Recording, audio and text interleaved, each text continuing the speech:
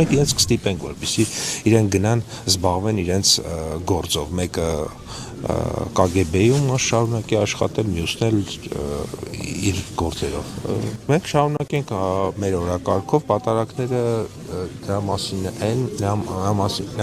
որ այդ մարդը կապ չունի այս ամեն ինչի հետ։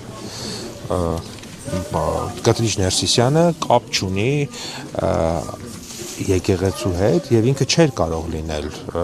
կաթողիկոս, ինքը ապօրինաբար է վեհարանում եւ պետք է լքի վեհարանը, որովհետեւ հայ առաքելական սուրբ եկեղեցու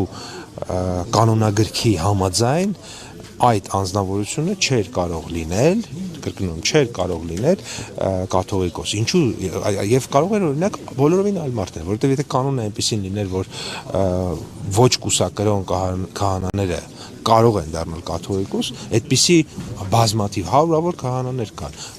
որոնք կարող է եւ շատ ավելի մեծ արժանիք ունեն, քան ինքը, այսինքն կա կանոն եւ այդ կանոնը չի պահպանվել։ Եվ հետեւաբար այդ մարդը չի կարող լինել